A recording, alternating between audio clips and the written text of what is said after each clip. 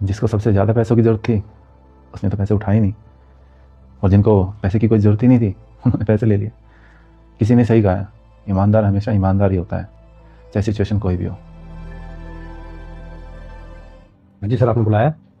हाँ, मैं 1 महीने के लिए दुबई जा रहा हूँ, तो मेरे पीछे से कोई होना चाहिए ना जो कैश का लेन देन संभाल सके।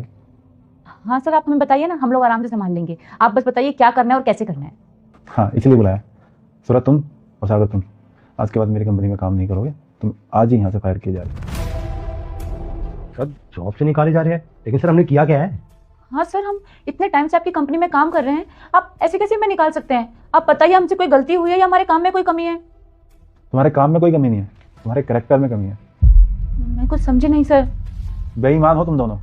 पैसे देखते तुम्हारा ईमान बदल गया। सर आप ये क्या कह रहे हो सर? जब तुम यहाँ आए थे और टेबल से कैश उठाया था तब मैं यहीं था। वो सर, वो बहुत सारे पैसे देखकर लालच आ गया था सर। सर दोबारा ऐसा कभी नहीं होगा। I am so sorry sir. Sorry sir, आगे से नहीं होगा सर ऐसा कुछ रिपीट। तुम जैसे बेईमान एम्प्लॉय मुझे अपनी कंपनी में चाहिए ही नहीं।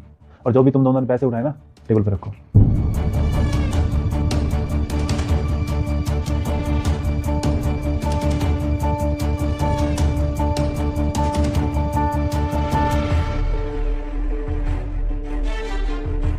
सुधांशु जी, आज आपने दिखा दिया है कि ईमानदार आदमी ईमानदारी होता है, चाहे कितनी बड़ी मुसीबत आ जाए।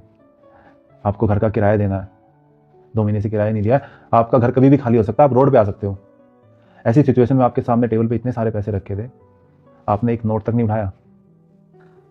जी साहब, भले ही हमें पैसों की ज़रूरत है, लेकिन अगर हम चोरी के पैसों से या हेरा फेरी के पैसों से अपनी ज़रूरतें पूरी करेंगे तो हम अपनी नज़रों में गिर जाएंगे।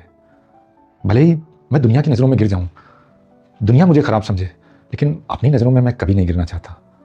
बहुत अच्छी बात बोली आपने, और आपकी इस ईमानदारी के लिए मैं आपको कुछ इनाम देना चाहता हूँ। मेरे प्रिय बेटा, मैं स्वयं महादेव हूँ। अगर तुम अपने माता पिता की लंबी उम्र की कामना करते हो तो इस वीडियो को लाइक और सब्सक्राइब कर अपने 3 दोस्तों के पास शेयर करोगे तो तुम्हारे माता पिता की उम्र 50 साल बढ़ जाएगी।